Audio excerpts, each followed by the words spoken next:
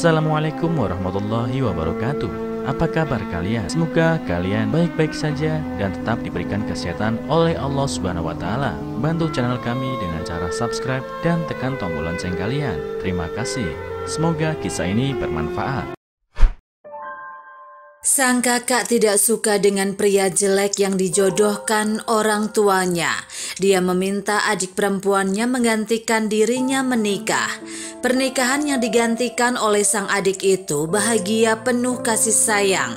Sebaliknya, nasib sang kakak berakhir tragis setelah adiknya mengirim sesuatu ke rumah.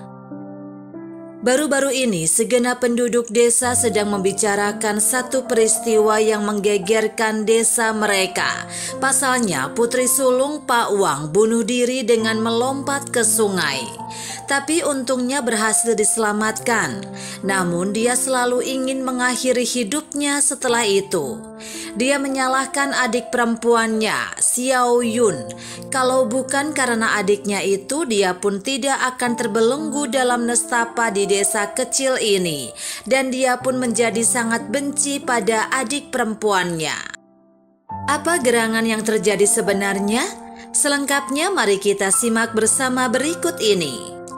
Desa tempat tinggal keluarga Wang berada di tempat yang sangat terpencil. Suatu hari, kaki Pak Wang digigit ular saat sedang mencari kayu bakar di gunung dan pingsan, lalu ditolong oleh seseorang yang kebetulan lewat di sana. Orang itu adalah Pak Li, penduduk desa sebelah.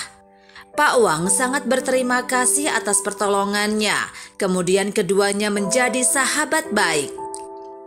Mereka bahkan menyiapkan ikatan nikah anak-anak mereka saat putri Pak Wang dewasa kelak akan dinikahkan dengan putra Pak Li. Tak lama kemudian sekeluarga Pak Li pindah keluar daerah untuk berbisnis. Namun kesepakatan kedua keluarga tetap tidak berubah. Pak Wang memiliki 3 anak, 2 anak perempuan dan 1 anak laki-laki.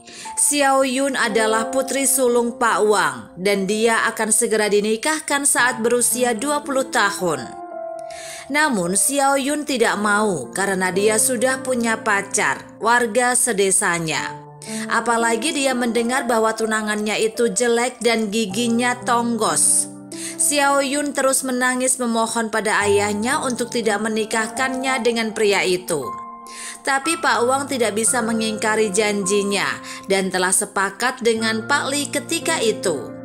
Sementara itu, supaya tidak dinikahkan dengan putra Pak Li, Xiao Yun membohongi ayahnya bahwa dia sudah hamil dan ayahnya pun percaya. Pak Wang merasa tidak pantas menikahkan putrinya itu karena telah melakukan hal yang memalukan. Tapi bagaimana dengan kesepakatan ketika itu? Saat sang ayah sedang gundah, Xiao Yun pun mengusulkan pada ayahnya meminta adiknya Xiao Yun untuk menggantikan dirinya menikah dengan putra Pak Li. Lagi pula keluarga Pak Li hanya mengenal wajah Xiao Yun semasa kanak-kanak dan mungkin tidak ingat lagi bagaimana dengan rupanya sekarang setelah tumbuh dewasa. Mendengar kata-kata Xiao Yun, Pak Wang pun meminta putri keduanya menikah dengan putra Pak Li menggantikan kakaknya. Xiao Ling, putri kedua Pak Wang, adalah anak yang taat dan dia pun menuruti permintaan ayahnya. Pada malam pernikahan itu semua tamu undangan sudah pulang, hanya tinggal Xiao Ling dan suaminya berdua di kamar pengantin. Karena merasa tidak tega membohongi suaminya, Xiao Ling menceritakan hal yang sebenarnya. Namun tak disangka suaminya tidak mempermasalahkannya, karena dia juga jatuh cinta pada pandangan pertama dengan Xiao Ling.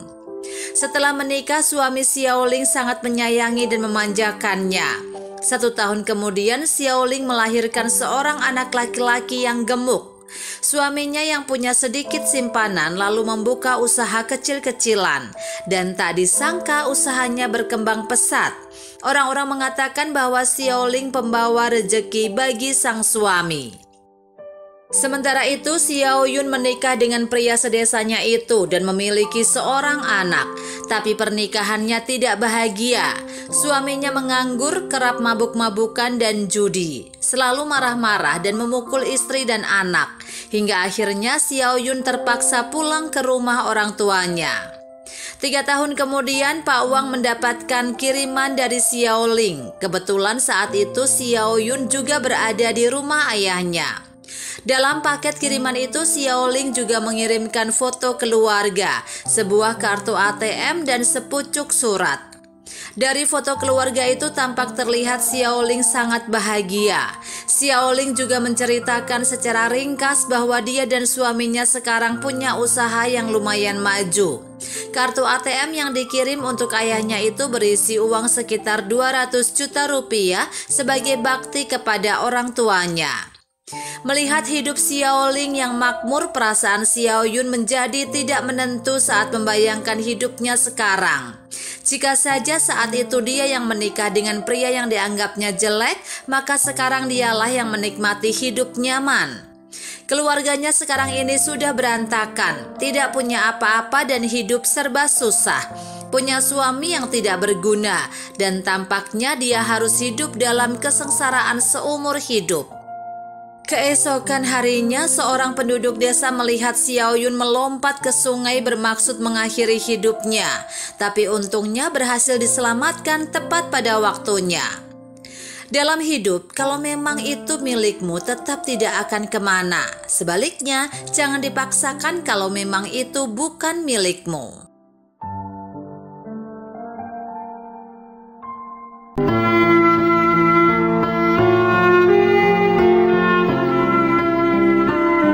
Assalamualaikum warahmatullahi wabarakatuh. Apa kabar kalian? Semoga kalian baik-baik saja dan tetap diberikan kesehatan oleh Allah Subhanahu wa Ta'ala. Bantu channel kami dengan cara subscribe dan tekan tombol lonceng kalian. Terima kasih. Semoga kisah ini bermanfaat.